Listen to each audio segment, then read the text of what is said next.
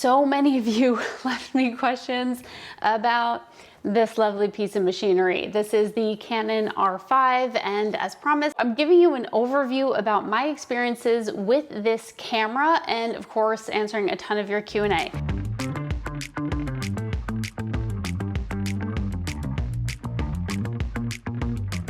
I've got notes for you. This is not the only page.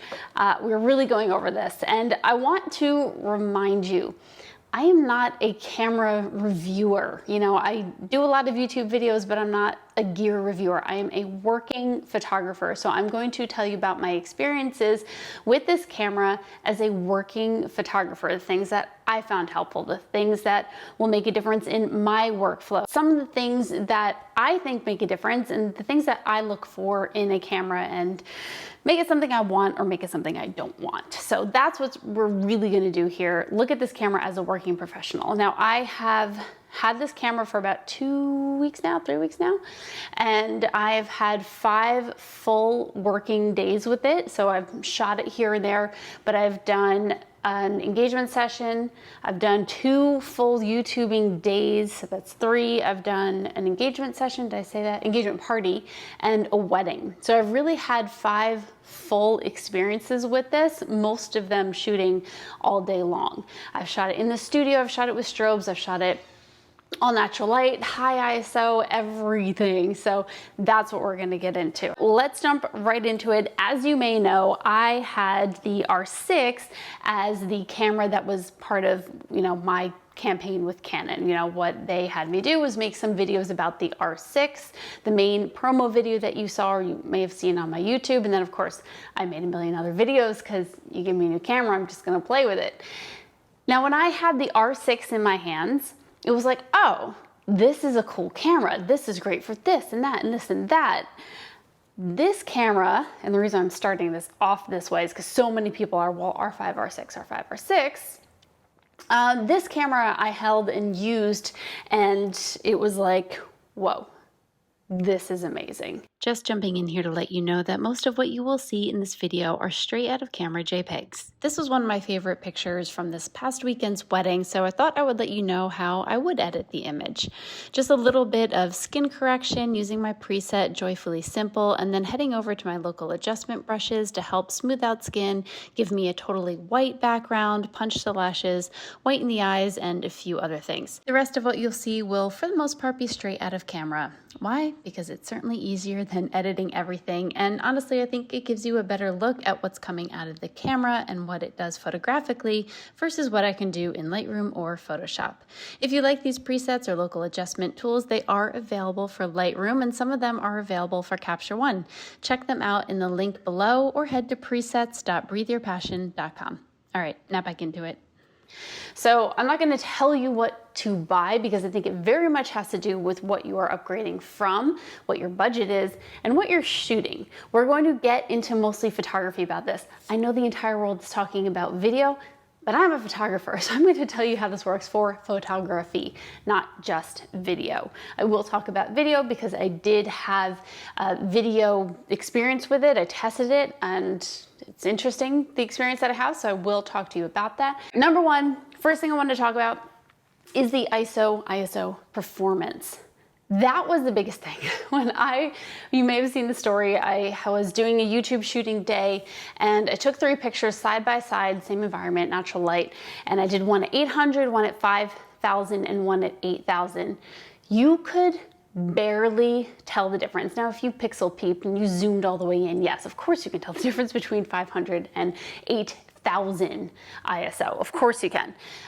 But it's some of the cleanest footage I have ever seen. And actually, we did a test later with even higher. But again, it's nice, you know, taking a picture by candlelight and looking at the high ISO performance, but here's a real world thing that I found anyway. This past weekend when I was shooting a wedding, it was outside. I didn't really want to set up lights because it was a micro wedding and the lights would have just been obnoxious in the corner, but it was open air, there was no tent, and I definitely don't want a direct flash. So I was like, let me try a high ISO and just see what happens. All right, so I went up to 5,000, then I did a couple at 8,000, and I think I went as high as 10,000. And I was perfectly happy with it. Now, of course, you notice it. If you look back at my stories, you'll see one of the 8,000 ISO shots. Here's what it comes down to. Reception photos. Where do they go? They go in the album. They get shared around digitally. I was more than comfortable shooting at 10,000 ISO. I always have a thing with how to say that. I was more than comfortable given what I needed to give my clients. It's perfectly clean. It is not what you'd expect from, I don't know, a 5D Mark IV, let's just say. It's light years better, in my opinion. Now, we could pixel peep and look back and forth, you know, all day long, but it's all about what are you using it for and what's the end result. So that was a tight situation. I know I've been in churches where I felt the need to go really high on my ISO as well, and I was perfectly happy with it. So that's huge for me. I think that probably is one of the biggest deciding factors when it comes for me between buying the R6 or the R5 or just upgrading your camera in general is the low light performance. Low light performance really sets you apart from, I don't know, someone who's taking iPhone pictures next to you or someone who's not really holding professional gear, right? That performance at low light scenarios or typically high noise scenarios, that's gonna set you apart and make your life easier and not have to stress about it and things like that. So I did combine the photo that you see in my stories with noise reduction from Lightroom. I actually would be curious to throw the same photo through the noise reduction in Capture One because I feel like Capture One's noise reduction is a little bit better, but it's clean. It's really gorgeous. There are lots of questions and I'll get to them also. I'm just gonna do this overview first and then we'll get to the questions. All right, the autofocus system. This is, I don't know if it would be the number one or the number two actually, but the autofocus system in the R5 is legendary. It is so spot on.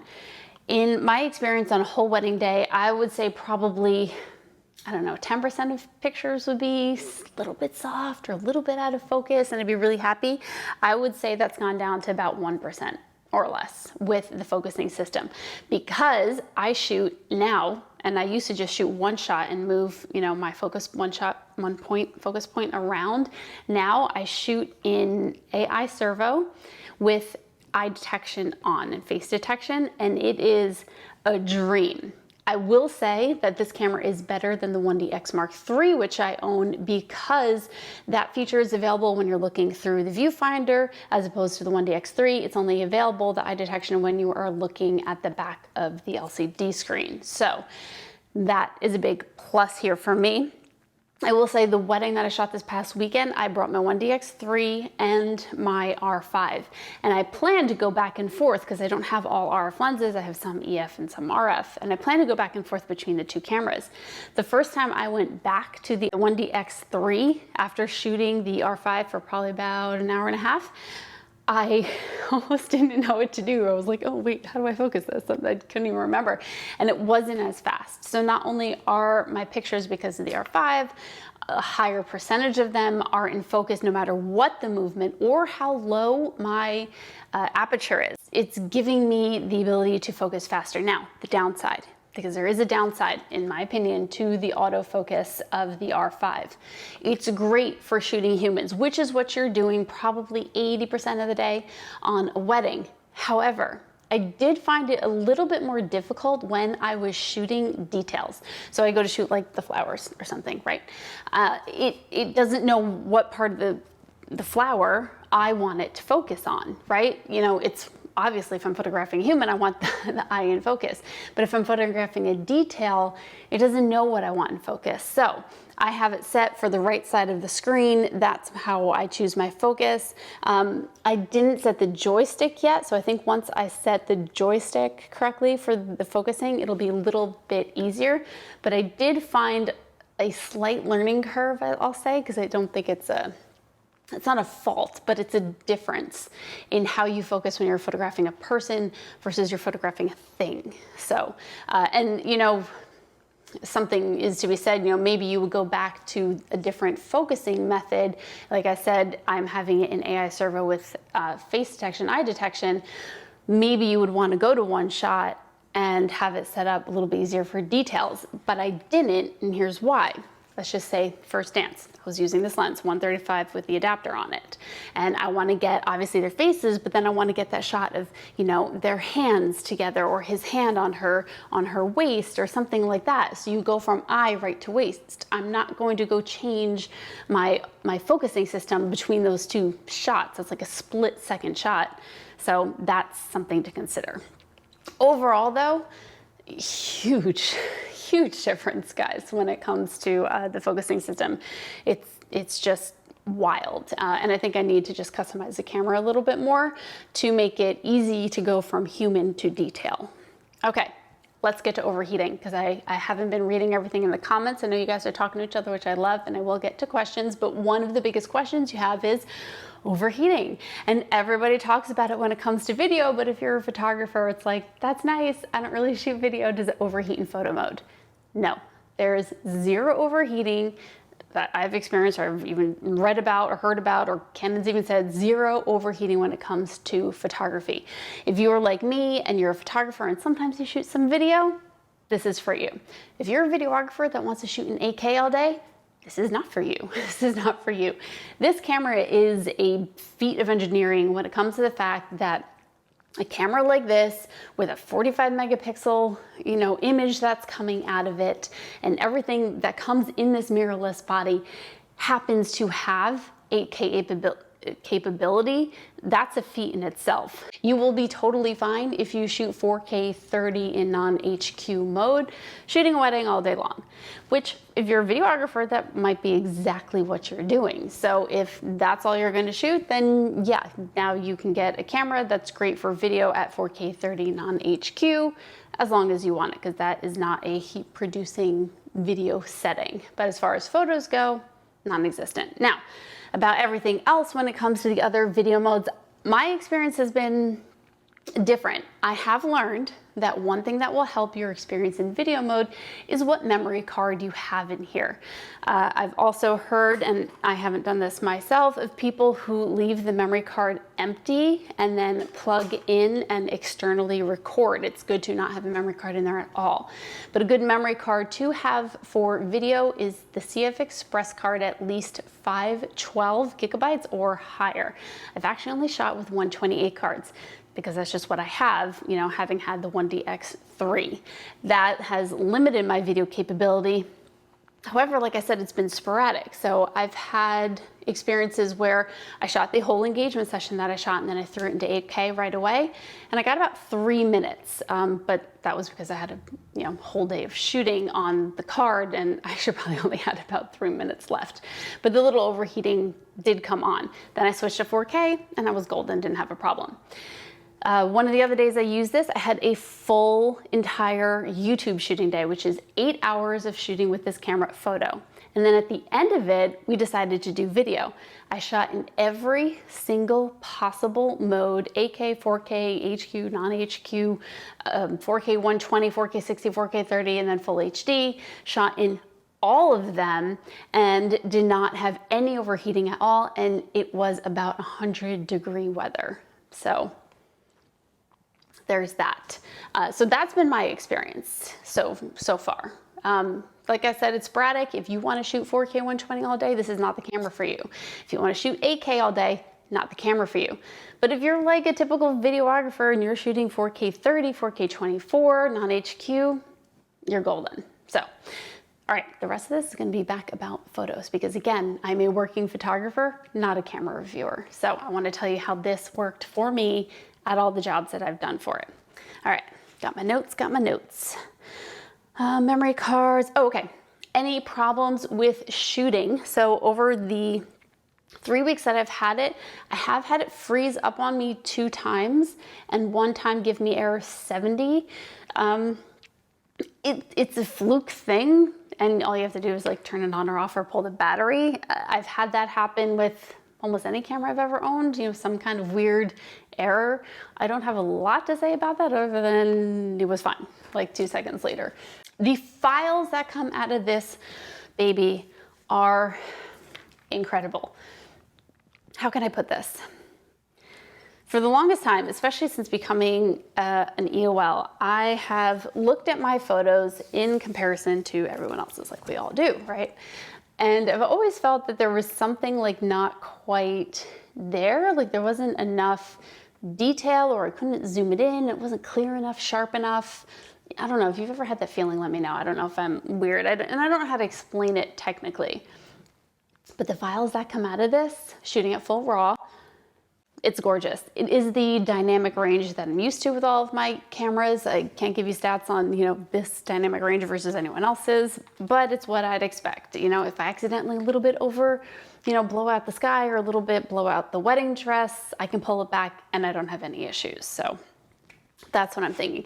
The detail in it is incredible. And just because the focusing in the camera works really, really well with low aperture, it's so freaking crisp. I don't know what to say. It's crisp, it's clear. The quality is excellent. Now, you don't have to shoot those large, 45 megabyte files. You can shoot in compact RAW. It's a smaller, or compressed RAW, I guess, a smaller RAW file. And of course you can shoot in small, medium, large JPEG. But if you have a camera and you have the memory card space for it, like I said, I was only shooting on 1/28, and I got through most of wedding day. I had two 1/28 CF Express cards, and the the SD card that I have in there, I shoot large JPEGs to. I'll get to why in a second, which is a huge thing.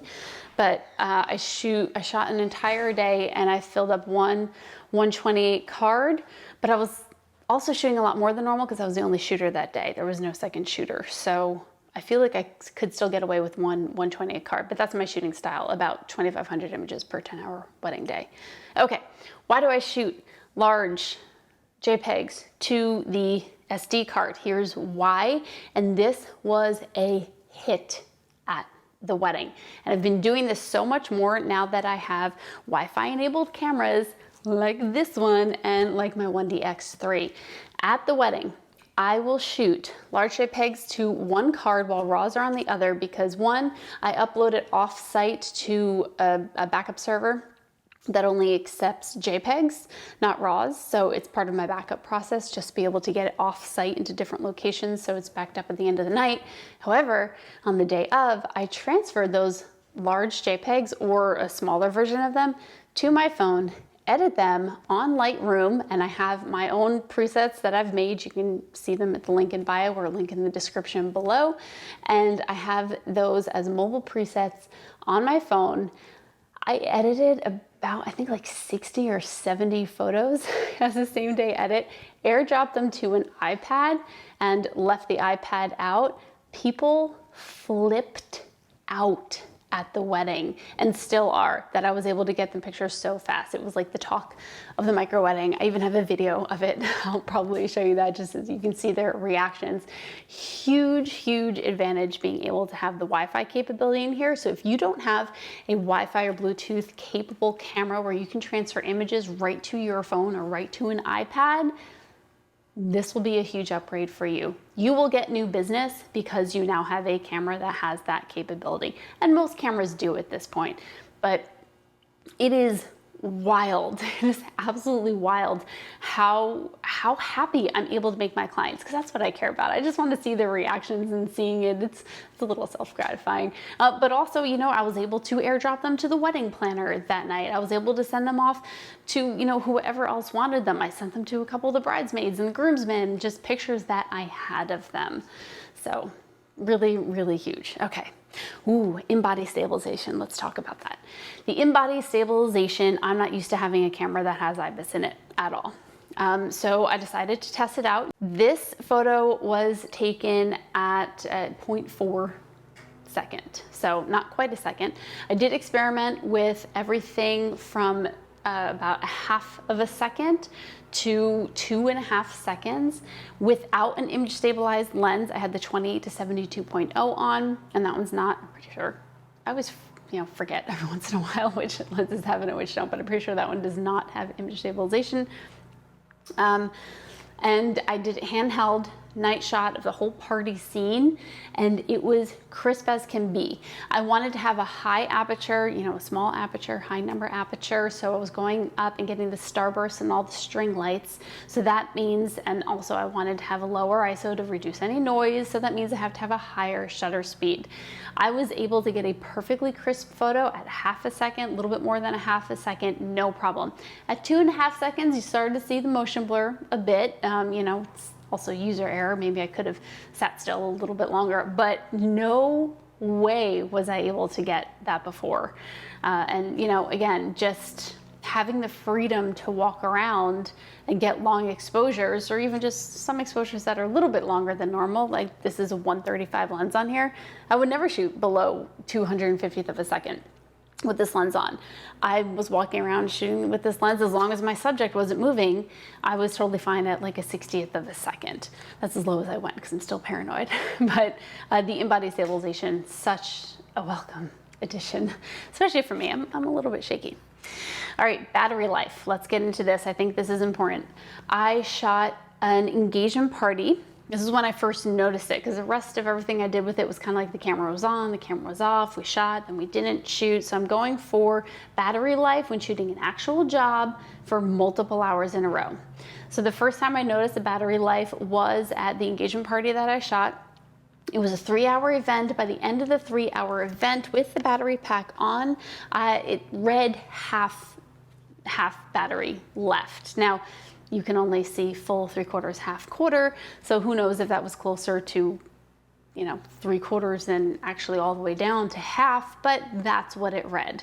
Now that was concerning to me. I'm like, oh my gosh, I'm shooting a 3-hour event. I'm already halfway dead on my battery.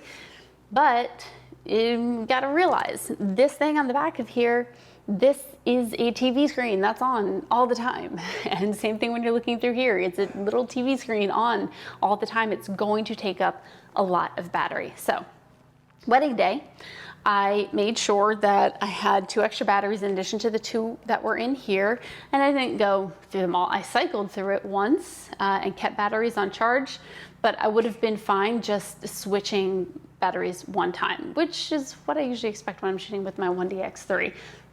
Actually, a lot of times I get through an entire wedding day with the 1DX3 and not having to change my battery. So the battery here is the same as the 5D. Well, it's the same format. It is a newer battery, so it's the LPE6NH as opposed to the LPE6 and then the LPE6N. This is now the LPE6NH. All right, so it has a little gold thing right there. It just gives you extra battery life. All right, so, and this is the battery grip that goes into it. I like the battery grip, not just for having the extra battery, but because I am a 1DX shooter primarily, or was, I'm used to just having this form factor. And believe it or not, I don't really use a vertical grip that much because see how it gets in my way? It's a little uncomfortable to hold when I have my camera strapped down here. All right, so that's what you can expect with battery life. I do recommend the battery grip just so you don't have to think about it as much, and so you can really just bring 2 extra batteries, switch it out on a wedding day, bring a battery charger just in case you get to stick your battery on a charge. Kind of gives you a little bit more comfort knowing that the battery's there. Okay. Whew. All right, I think that's pretty much it. Let's pull up some of these questions in here because I have a lot of questions in here. Okay. All right, this one right here, can you set it to less than 45 megapixels? Not all shoots are going to need that. Yes, you can. You can use the compressed RAW version so that you don't have to shoot at 45 megapixels. It will be smaller than that. This question is, Amber, is overheating an issue for photos? Nope, nope, and nope. Freestyle photography, the IBIS, is it that good? I think it's that good. You know, of course, you know, when you're shooting anyway, you want to remember how to hold the camera. If you don't know how to hold the camera correctly, and yes, there is a correct way to do it, check out my Reels on Instagram. I have a little video there, or my TikTok if you're on TikTok. But, you know, even when you're doing long exposures, you're going to make sure your elbows are in, you're going to steady your camera, probably hold your breath, I'm not kidding. And if you can slow your heart, that's always good. That part I'm kidding, obviously. But I found it to be great. Okay, let's see what else we got here. How is the autofocus eye focus? It is impeccable. impeccable. It's perfect, period, it's perfect. How long does it take to transfer the larger file size? Well, that all depends on your card speed, your card reader, and your wherever you're transferring it to. I didn't find it to be that much longer than I normally did dealing with files about half the size. I did notice a difference on how much space it took up on my hard drives. Okay, let's see. Awesome, can't wait. How was the high noise performance on high ISO? It was really, really good. I have to say, I do not fear going into dark churches anymore. I don't fear open air, which a lot of us event photographers are dealing with because all the weddings are outside or events are outside.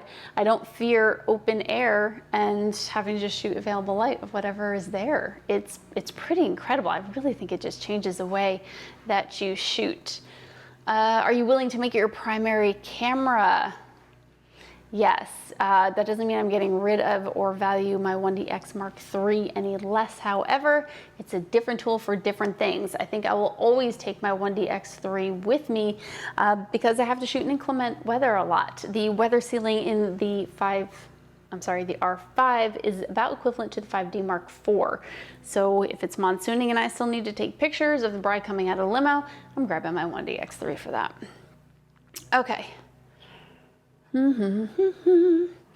Eye tracking in low light. So when I was shooting at 8,000, 10,000 ISO, I had no problem with the eye tracking. I didn't notice it even being any slower at all. Okay, this one was a good one. Can you create a completely mobile workflow, including editing in Lightroom, mobile with the R5? Yes, you can. However, because you can transfer RAW files from here to your phone or to your iPad, but that's gonna take a long time. So can you do it for same day edits? Yes. Can you do it for an entire job of 3,000 images? No, that would be really, really painful. Okay, I thought this was a good question. How often does the sensor get dirty? I haven't noticed the sensor get dirty at all. I did have to change my habits. Normally when I shoot, when I change lenses, I have this whole system where I kind of just cup it here so I can go like this, take it off, hand to my assistant, get back the other lens and go back on. Now, you can tell here the camera is off, the shutter's down. That's not the sensor here, that's the shutter. So you would normally with a DSLR have the mirror there so it's extra dust and crap prevention from getting into your camera. Now, if you keep the camera on and do this, you are looking straight at the sensor when you take it off. So I did have to adjust, I couldn't just hold it here. I started holding it like this and I changed lenses with it kind of down and tilt it up. I'm still not as good, not as good at it. And this is actually not the best. My strap is getting in the way is the problem. All right, so you do have to be careful about that, or not even necessarily careful, but just a little bit more conscious that it's definitely easier to get a sensor dirty in a mirrorless camera. Okay, this is a great question, and I saw a lot of you asking this in the chat. Any quality loss using the adapter? So if you are not familiar, let's do this. Gotta unlock it. Good, all right, so this is my lens. This is an EF lens that goes onto my DSLR camera. This is the adapter. Let's just take it off. This is the adapter that makes it possible for your EF lenses to go onto your mirrorless cameras. There is no adapter for your RF lenses to go to DSLRs, however, that's like a physics impossibility. Okay, so this is what you need to use your EF lenses. Now, there are different adapter kinds. This one is one that has the control ring because that's one of the things that's an advantage of having RF lenses in addition to some pretty killer technology, is that control ring that you can customize to just make noise if you want, like mine do, because I never set the customization for it. Or you can set it to change your aperture or ISO or I don't know, a few other things. So there are a few different ones. You can get an adapter that does not have that control ring on there, but either way, and I haven't, whoops, let me switch that so you can hear me better. I haven't done like side-by-side testing and put the two cameras next to each other and looking at which one is faster. I'm not a camera reviewer, I'm an actual working photographer, so here's my experience. I've noticed nothing. I've noticed no less quality. I've noticed nothing focusing, not as quickly. My My lenses that have image stabilization in EF is still working image stabilized as I would expect it to when I'm using the adapter. All right, so that's what I have personally noticed. Now, that being said, there is one thing that is super duper annoying. You have, let's say, 10 lenses, and some of them are EF and some of them are RF. It is extremely annoying when you are switching from one to the other to be like, oh, wait, I want to use my other EF lens, go take that little adapter off and put it on the other one and then get it back on my camera, and then no, I got to take off the entire thing now because then I got to use my, go to my RF lens, and oh crap, where'd this adapter go and which lens is it on now that I have to put it back on. So keeping track of that is a thing. So if you can afford to buy maybe more than one of the adapters for, workflow smoothness, let's just say, I would recommend it because that is the only thing that's a little bit annoying about that. Okay, so if you are thinking about moving and you don't want to buy all the new RF lenses because they are definitely more expensive, they're like twice as expensive, you don't have to, don't worry. Buy a little $100, $200 adapter. I do recommend the Canon ones. I don't know if there are any off-brand ones, but do that. This is a really good question. I photograph weddings and events with a 5D Mark IV. Is the R5 my next upgrade? Now this is huge. I have to switch this mic because I don't know who mic'd me. I did, obviously, but it was really wrong. Okay. This is a big question because unless you're constantly into cameras, and more of the camera reviewer or camera buff type, you don't think about all these specs. You just think, what's my upgrade? What's my next camera? What do I go to now? The reason I was always in the 1DX series was because I had a 5D Mark II way back when. And then I was like, well, what's my next upgrade? And a friend of mine had the Canon 1D Mark IV back when the 1D series was big. So my next upgrade, in my opinion, was to there. I don't think the Mark III was out yet. And then from there, I went to the 1DX, 1DX2, 1DX3. So in my opinion, if you are going to upgrade from the 5D Mark IV, which is about a 30 megapixel camera, 32 megapixel camera, I believe, I think you would enjoy the R5 better than the R6, just because you're already used to that larger megapixel. So I feel like you would be disappointed by going down to 20 megapixels. Now, personally, I've been shooting 20 megapixels like forever with the 1DX Mark II and III, and I had no problem with it, but I wasn't shooting at a higher megapixel. So I feel like if you were shooting with a higher megapixel and you went down, I feel like you'd have a problem with that. I could tell you potentially to go to just the R, but there is a wild difference between the autofocus technology in the R and the deep learning technology in the R5. So ultimately, if you were upgrading from the 5D Mark IV, yes, I would suggest to go to the R5. I hope that helps. It's always a thing. Like, I need to know what you shoot, what you're coming from, what you're doing. Okay. Number of shots with a full battery. Good Lord, I didn't count them. But I mean, with the battery grip, I don't know. Let's see. Well, I'll tell you this. I probably only went through 3.5 batteries, let's just say, or 3 batteries rather, total between the battery grip and the switching out for a full 10-hour wedding day, and I shot about 3,000 images. So, but it all depends on, how long were you keeping the camera on? Where is it on standby? What are all of your things? Okay. A lot of you asked about the adapter, so glad we covered that one. One shot or AI servo. So because of the technology here in the eye detection, you want to be in AI servo and you need to enable the eye detection. So that's a huge difference from how I used to shoot. I used to just shoot one shot and move it around. Does Lightroom read the RAW files? Not right now. But this is new. Whenever there's a new camera and it has a new RAW, this is exactly what happens. It's not going to be like this forever. It's just that Canon or whoever else doesn't give out the RAW file information tech and how to read it. So Adobe actually has, get the camera and then reverse engineer it. So right now on Adobe's website, last I checked, there is a DNG converter. It's only available for Windows right now, where you can pull the photos, the raw files from the R5 into Photoshop and then convert them out as DNGs. I'm sure they'll have it for Mac, and then it'll all work in Lightroom. You just got to give Adobe time to decode the raw file. It's a normal thing, it happens all the time when there's new cameras that come out. EF lenses, EF lenses.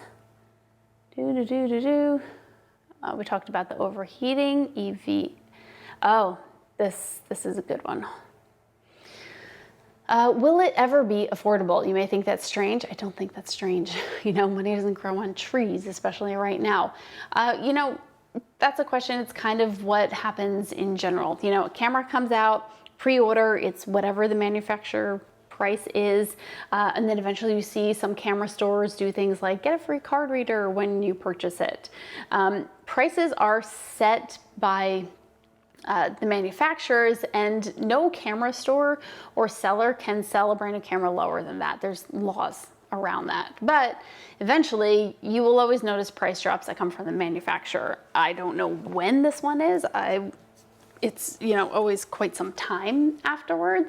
And considering they're having trouble filling orders because of the high demand of this, I don't see a price drop coming anytime soon for this one. It's different for all of them, you know, just as tech keeps advancing, you know, the older tech price drops.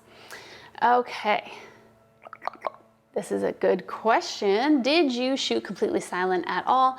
And are there banding issues? So I did shoot completely silent, kind of just for fun. And I think it was outside, so you really won't notice banding issues there.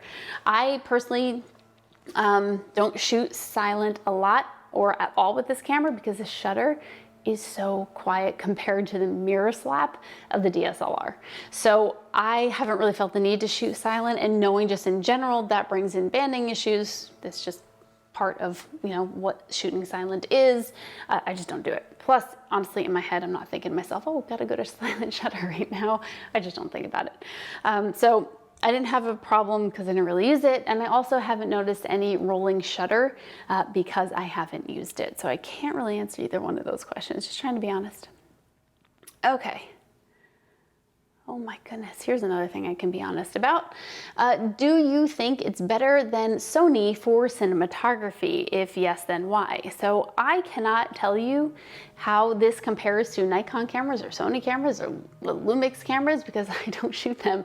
I shoot Canon, and I've shot Canon forever, so I can tell you my experience with this camera, but any other comparisons are just gonna be spec comparisons, so I can't really do that again because I'm not a camera reviewer. I'm a working photographer, and I talk about my experience with it. I don't have enough experience with Sony. Oh, this is a good question. Is it worth the jump from the EOS R for just stills? I don't know the answer to that. I will say, if you shoot in low light a lot, and if you do need more megapixels, and if you have any trouble focusing at all, then the answer is yes. If low light is not an issue for you, if megapixels you don't care if you've got more of them, and if focusing is a total non-issue for you, then no, I don't think you should upgrade. That's what I think, because those are the big things for me. Flash sync speed. The flash sync speed on this is 1/200th of a second. Now you can use high speed sync, but please do what I forgot to do, and that is update the firmware on your flashes. I had to update the firmware on my A1X to be able to use high speed high speed sync with the R5, and then at the wedding I attempted to do that with doing a nighttime shot with my A1X and my B10, and then I realized I forgot to update my B10 firmware, so whoopsie, just had to use that, well, either don't go on high speed sync or just use the A1X, so that's what I did. Okay, this is a question I saw before, and I think a lot of people want to know this. How is the EVF? I'm old school and I like my optical viewfinder. Is it hard on your eyes, and how much lag? Great questions. When I first started looking at mirrorless cameras, I looked through the thing and I was like, this is garbage, throw that out the window. At the time, it was actually, and nothing against, you know, Fuji's or Sony's, but I did use a Fuji, or I tried a Fuji and I tried a Sony, and that was very short-lived. It didn't work out. But overall, just in general, and with Sony and with Nikon and with everyone else, and Canon included now, the EVF technology has just been better and better and better. This one has something like 5.69 million dots at a 120 refresh rate, I think. Don't quote me on the specs, but it basically means that you really aren't even going to notice very much of a difference between this EVF and your optical viewfinder. I will say by the end of the wedding day, I did notice my eyes were a little bit, not fuzzy, I would say tired. But I think that happens just in general from shooting an entire wedding day. I would say I noticed it more with this camera than without, but it wasn't a hindrance to me at any point. I just noticed that I'm like, oh, my eyes feel a little funny. Oh, that's probably because this is the first time I've shot an entire wedding with an EVF. So I think it's amazing. You might take a little bit of getting used to, but not nearly what it was. Now, here's an interesting thing. And a lot of people talk about this. When you are shooting strobe or flash of any kind, you know, you're supposed to black out your frame. Let's just say you're shooting in a studio setting, right? You black out your frame. Well, if you black out your frame and you set your exposure to be no light coming through, then when you look through your viewfinder, there's no light coming through. But if you put a trigger on here or a flash on here, it automatically turns off the exposure simulation. The exposure simulation means what you see through here is exactly how your exposure is set to be. So what you see is what your picture will look like.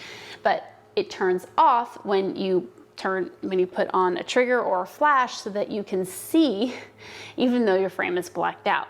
Now that becomes a little bit annoying when you are shooting with ambient light and then adding the flash as like a plus, which is what I do. I typically use my flash and then I typically set up my shot ambient light and then I'm using my flash to accent it, make it golden hour, fill in some, you know, light in there. So that becomes a little bit annoying. So what I've done to get around that, and there probably is a menu setting, and I know you can go into the menu setting and turn on or off the exposure simulation, but again, not something I'm going to do in the middle of a wedding day.